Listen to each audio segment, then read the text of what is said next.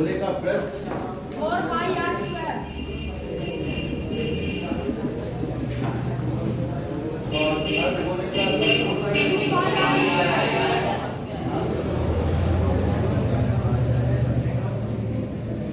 अर्धगोले का संपूर्ण पृष्ठ नींबू है, हाँ, पाई आर स्क्वायर ये वर्ग इकाई, इसका मात्रक वर्ग इकाई, इसका मात्रक घन इकाई और इसका मात्रक भी। अधिकारी चलिए सवाल देखो। सबसे पहले 8वां सवाल, सब लोग साथ साथ लिखते हुए चलेंगे। ये कह रहे हैं कि एक किसी भवन के एक गुंबद एक अर्धगोले के आकार का है। जैसे गुंबद होती है अर्धगोले के आकार का है, मतलब ये आकार है। ये आपके पास गुंबद है, ये इसकी त्रिज्या होगी और ये गुंबद की ऊंचाई होगी जो त्रिज्या के ही बराबर होगी।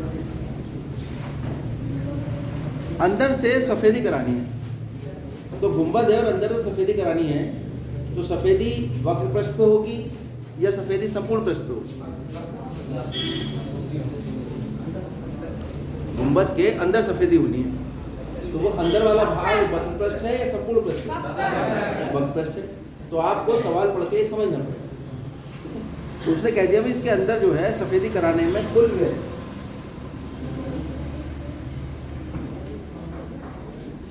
गुंबद के अंदर सफेदी कराने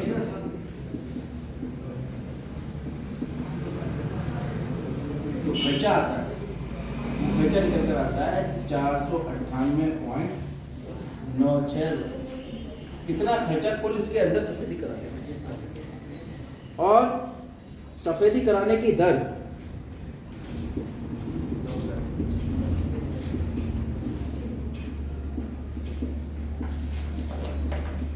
वो है 2 रुपये प्रति वर्ग मीटर। तो वर्ग मीटर तो क्षेत्रफल का मात्रक है। इसका मतलब 1 वर्ग मीटर पर जो सफेदी होती है क्षेत्रफल पर कितने पैसे खर्च होते हैं? 2। कुल कितने पैसे खर्च हुए? 400।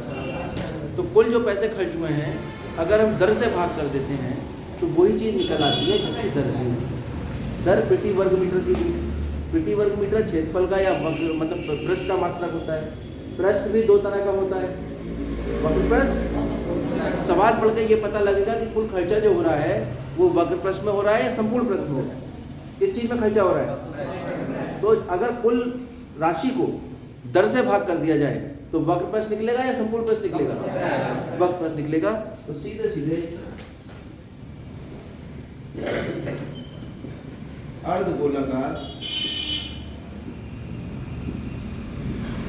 गुंबद का वक्र पृष्ठ निकल आएगा अगर आप कुल व्यय को भाग कर देंगे किससे? 10।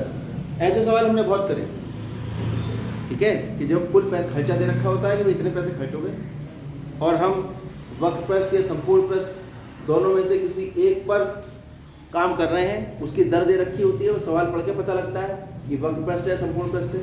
और जैसे ही हम कुल पैसे को दर से भाग करते हैं तो जिस चीज़ की दर दी होती है, वक्र पृष्ठ की दी होगी तो वक्र पृष्ठ निकल आएगा और संपूर्ण पृष्ठ की दी होगी तो यहाँ क्योंकि वक्र पृष्ठ की दर दी है तो इसलिए वक्र पृष्ठ निकल कर आ जाएगा 498.96। हम बात कर देंगे तो ये निकल कर आएगा अर्धगोलाकार गुंबद का वक्र पृष्ठ। अर्धगोलाकार गुंबद की त्रिज्या कितनी है? 8। तो इसका वक्र पृष्ठ कितना होगा भाई? ये वक्र पृष्ठ है ना किसका? अर्धगोलाकार। अब अभी बताया हमने अर्धगोले का वक्र पृष्ठ कितना होता है? अर्धगोले का लिखा नहीं है, लिख देते हैं। अर्धगोले का वक्र, जैसे नींबू लेते हैं अगर, तो नींबू का पीला वाला भाग अगर आधा काटते हैं उसको तो पीला वाला भाग वक्र पृष्ठ है और पीला वाला और जहाँ से रसा निकल रहा है पूरे भाग को ले लेंगे तो संपूर्ण पृष्ठ हो जाएगा। सबसे आसान एग्जाम, सब परिचित है इस बात से। अब पाई का मान देख लो, इसने दिया तो नहीं है, नहीं दिया। जब नहीं दिया तो कितना लोगे?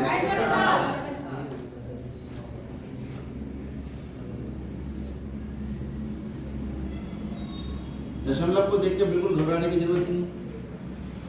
दशमलव हटा के नीचे कोई दिक्कत इसमें? तो आर के वर्ग का मान कितना? 4 9 8 9 6 बटे 2 गुणा 22 गुणा 2 गुणा 100 किससे कट रहा है? 11 से कट रहा है। कैसे पता लगता है 11 से कट रहा है? 11 से कटने का ऐसे पता लगता है कि यहाँ से ये पहला स्थान, ये दूसरा, ये तीसरा और ये पांचवा। तो पहला, तीसरा और पांचवा, ठीक है, ऐसे नंबरिंग कर लेते हैं पहले। तो कितने अंक हैं? 1 2 3 4 5। तो जो विषम स्थान पर है उनका योग करो, जो सम स्थान पर उनका योग करो, दोनों का अंतर निकालो। अगर वो 0 या 11 आता है या 22 आता है तो 11 से विभाजित होगा, वरना नहीं होगा। देखो 4 और 8 12, 12 और 6 18, और ये 9 9 क्योंकि ये दूसरे और चौथे स्थान पर। 18 में 18 घटाओ 0, यानी 100% 11 से घटेगा। 11 चौक 44, ठीक है, कितना बचा? 5, 11 पंजे 55, कितना बचा? 3, 11 दिया 33, कितना बचा? 6, और 11 से 11 दूनी 2 दूनी 4 दूनी 8, 8 से काट के देखो। 8 पंजे 40, 5 बचा, 8 6 48 और 5, हाँ ठीक है, 8 से करो। 8 पंजे 40, 5 बचा है से 53 हो गया, 8 6 48, 8 5 56 हो गया, 8 7 और ये हमारे पास आ रहा है 567 गुणा 7 इसका वर्ग। अब 567 देखो इससे कट रहा है, इसके टुकड़े कर लेते हैं। 6 5 11 7 3 से कट रहा है। 3 एकम 3, 2 बचा, 3 8 24, तो 2 बचा, 3 9 27। ये किससे कट रहा है? ये भी 3 से कट रहा है। 3 6 18, 3 3 9। ये 3 से कट रहा है, 3 2 6, 3 एकम 3। ये 3 से कट रहा है, 3 से 3। यानी 567 के जो टुकड़े आए मेरे पास वो आए 3 गुणा 3 गुणा 3 गुणा 3 गुणा 7 गुणा 7 बटे 100, यानी 3 का वर्ग गुणा 3 का वर्ग गुणा 7 का वर्ग बटे 10 का वर्ग। और पूरे को क्या लिखूंगा मैं? 3 गुणा 7 बटे 10 का वर्ग। ये वाला निशान लगाते हैं तो वर्ग से वर्ग कट जाता है। तो आर का मान कितना? 3 या 9 हो सकते 10 आर का मान निकल रहा है 6.3। इसमें आएगा मीटर। क्यों आएगा? क्योंकि हमें यहाँ पर वर्ग मीटर दे रखा है। क्षेत्रफल वर्ग मीटर में होता है, लंबाई मीटर में होती है और आयतन घन मीटर में, यानी मीटर की घात 3 होती है। गुंबद का वक्त आंतरिक वक्त पृष्ठीय क्षेत्रफल ज्ञात करो। वो तो ये ज्ञात होगा, जैसे ही भाग करके जो आया आंतरिक वक्त पृष्ठीय क्षेत्रफल ये आ रहा है, इसको इससे भाग कर दो 2 से, आंतरिक वक्त पृष्ठीय क्षेत्रफल निकल आया। ठीक है, ये जो निकल कर आया वक्त पृष्ठ, इसको भाग करो, थोड़ी जगह बना देते हैं, आंसर निकल आएगा। 2 दूनी 4, 2 चौक 8, 2 दूनी 18, 2 चौक 8 और 2 के 16 मीटर की घात 2। ये क्या निकला है? गुंबद का वक्र। पहले पार्ट का आंसर निकला है। फिर हमने वक्र पृष्ठ का मान रख दिया और 2 से भाग नहीं करा, बिना 2 से भाग करे हमने इसको प्रयोग किया। ये शुरू कर दिया हमने। कौन सा पार्ट? सेकंड पार्ट, जिसमें उसने हमसे पूछा था कि भाई गुंबद के अंदर हवा का आयतन ज्ञात करें। तो गुंबद के अंदर कितनी हवा है ये ज्ञात करें। कितनी होगी हवा को? बिल्कुल ठीक। जितनी गुंबद की धारिता है, इस कमरे में कितनी हवा है? तो गुंबद में जितनी हवा है वो क्या होगी? गुंबद का आयतन। गुंबद किस आकार में है? अर्धगोले के। तो गुंबद में हवा का आयतन कितना होगा? अर्धगोले का आयतन। अर्धगोले का आयतन कितना है? तो आयतन के लिए त्रिज्या की जरूरत थी। समझ लीजिए, पहला पार्ट है गुंबद का वक्रपृष्ठ ज्ञात करो। ये वक्रपृष्ठ आया कुल व्यय बटे कुल दर, हमने भाग करके निकाल दिया वक्रपृष्ठ। दूसरा पार्ट है गुंबद का आयतन निकालना। दूसरे पार्ट की शुरुआत हमने यहाँ से करी कि गुंबद के वक्रपृष्ठ का सूत्र रख दिया और इसे हमने हल किया, त्रिज्या निकाली। अब क्या निकालेंगे? गुंबद में हवा का आयतन बराबर होगा गुंबद का आयतन। तो गुंबद का आयतन कितना है? 2/3 गुणा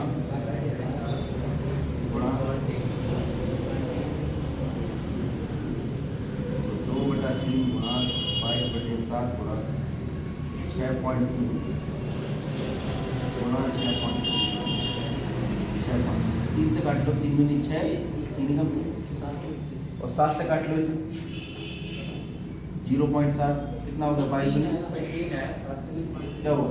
हाँ 3 आएगा, बिल्कुल ठीक। कितना आ गया? 0.3, 3 किससे गुणा कर दो, कितना हुआ? 3 या 9 और 3 6 18 और 2 के बाद दशमलव गुणा 6.3। अब 189 की 63 से गुणा कर दो, यहाँ कर देते हैं। ये रफ कार्य है, रफ कार्य कहीं भी आप एक बॉक्स बनाकर कर सकते हैं, नहीं तो बराबर में लाइन खींच दो, नहीं तो कॉपी के नीचे लाइन खींच दो। कहीं भी आपके पास रफ कार्य का जो सिस्टम है वो सवाल के अंदर ही होना चाहिए, ठीक है। बढ़िया तो ये रहता है कि कॉपी के साइड में एक लाइन खींचो, ऊपर हेडिंग लिख दो रफ कार्य, वहाँ सारी कैलकुलेशन करके दिखाइए, ठीक है। बैठ के क्या देख रहे हैं, करो ना बड़ा। अभी नहीं पढ़ाने के बाद ये आएगा 23, तो ये आएगा 9 दिया 27 और 8 दिया 24 और 2 26, 3 कम 3 और 2 5 और कैसे करोगे? 6 ने 5, 8 6 48, 48 5 53, 6 कम 6 और 5 11। देखो इतने आ रहा है क्या? फटाफट निकालो। उसके बाद इसकी गुणा करेंगे 44 से, यह आ जाएगा 7 चौक 28, सही है। 11907। आप कॉपी के साइड में करना है कैलकुलेशन पूरी, ऐसा करना, ये रफ्तार रहेगा। और 7 4 और 3 7 4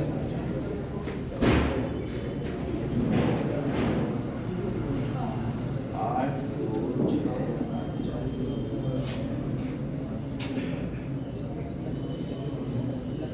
या 5 2 3 9 0 8 और 1 2 3 के बाद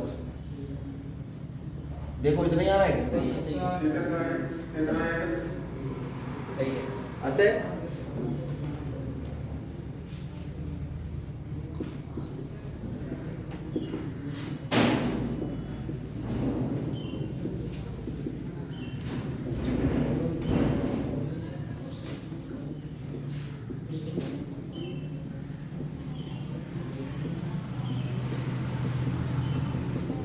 हवा का आयतन 523.98 मीटर क्यूब हो।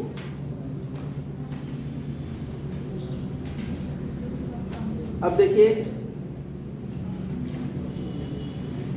छठा सवाल, मार्कर ले आओ बेटा दूसरा। एक अर्धगोलाकार टंकी 1 सेंटीमीटर मोटी लोहे की चादर से बनी। अगला सवाल, जिनके पास किताब नहीं है, जो हाई स्कूल के बच्चे बैठे हैं, वो शब्दों में लिख लो। एक अर्धगोलाकार टंकी 1 सेंटीमीटर मोटी,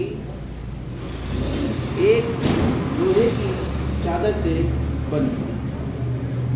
यदि इसकी आंतरिक त्रिज्या 1 मीटर है, एक टंकी बनी है लोहे की, ये है लोहे वो बड़ी थी अर्धगोलाकार, और इसकी जो त्रिज्या है मीटर आंत।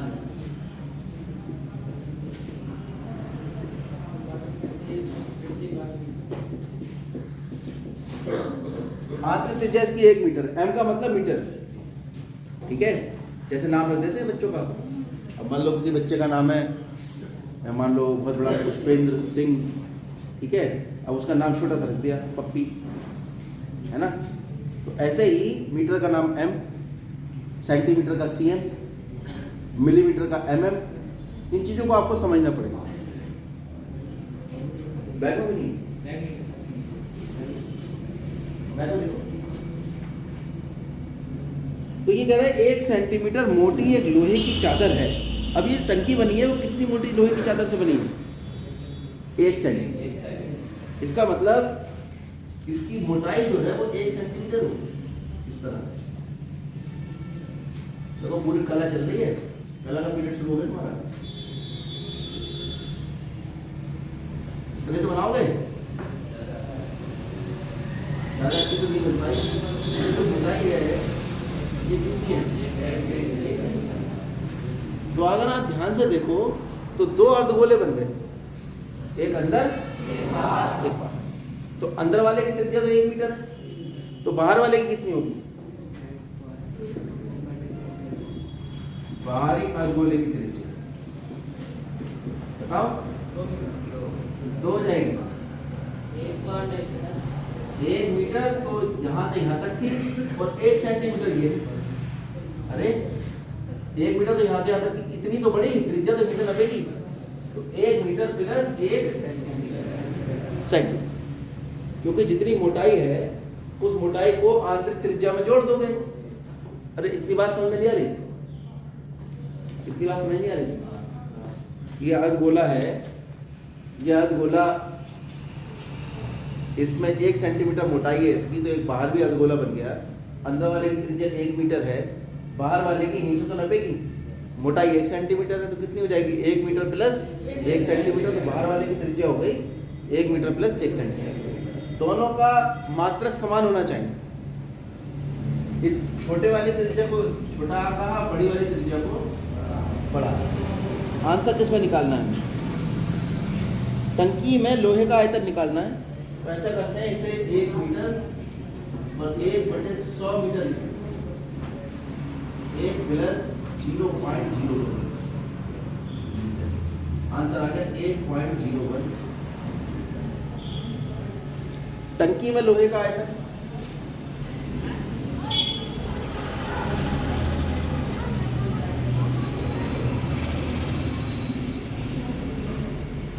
टंकी में कितना लोहा लगा है, इसका आयतन होगा 4/3 पाई आर माइनस 4/3 पाई, सॉरी 4 नहीं, अर्धगोला है ना। तो बाह्य आयतन में से पूरे अंदर वाला आयतन घटाओगे तो लोहे का आयतन तो बचेगा। भाई पहले बाहरी आयतन पूरा आ गया, उसमें से अंदर वाला ये जो आयतन है वो घटा दिया, तो खाली लोहे का ही तो आयतन बचा, वही हमें निकालना है। ठीक है, तो हल कर लो इसे।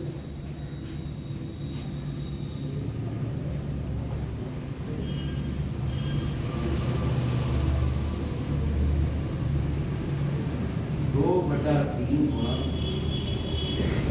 y 1.0, इसकी घात 3 निकाल, ये रफ्तार के कर 101 की गुणा 101 से, एक ही कम है 0 0 0 0 0 1 0 1 1 0 2 0 1, इसकी गुणा फिर 101 से, है ना। 101 की 3 बार गुणा होनी है, 2 बार, ये कितना आ जाएगा? एक ही कम है 0 2 0 1 0 0 जोड़ोगे तो आएगा हमारे पास कितना आ रहा है? 1 0 1 0 2 रे 3 0 2 रे 3 0 1, और इसमें से घटा देंगे 1 की घात 3, और दशमलव कहाँ पे आएगा? कितने स्थान पीछे आएगा भाई? 1.01 गुणा 1.01 गुणा 1.01, तो 2 स्थान तो ये हो गए, 2 से अगले वाली में 6 स्थान पीछे है, 1 2 3 4 5 6 किया, 2/3 गुणा 22/7 गुणा 0.030301 मीटर की घात 3 इसका उत्तर है। आप इसे 2 की गुणा 22 से करके इससे गुणा करेंगे और 7 के 31 से भाग करके जो भी आएगा वो अभी बताएंगे। बताइए, अभी बताएंगे आप सब लोग इसका आंसर।